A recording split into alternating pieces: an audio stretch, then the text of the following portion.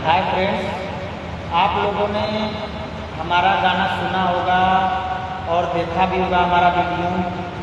और हम यकीन के साथ कहते हैं कि आप लोग को अच्छा भी लगता होगा, क्योंकि हम अपने मुख से रियल आवाज़ से गाते हैं।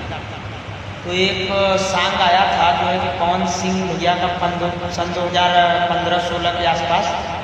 और किसी का भी गाना आप लोग दोस्तों सुनेंगे, बिना म्यूजिक का किसी का भी गाना सही नहीं लगेगा, और जिस म्यूजिक बजेगा तभी गाना सही लगेगा।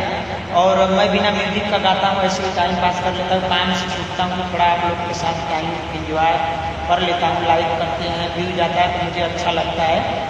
तो चलिए, पवन सिंह का स्टेज शो किए थे, उसमें गाना गाए थे थोड़ा सा 2-3 लाइन का, तो आप लोग को सुनाते हैं। अच्छा लगेगा तो कमेंट में ज़रूर बताना।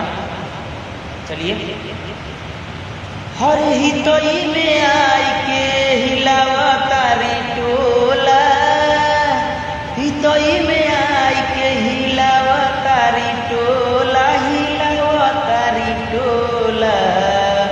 अब भौजी तोहार बहिन हो गई बम गोला, भौजी तोहार बहिन हो गई बम गोला।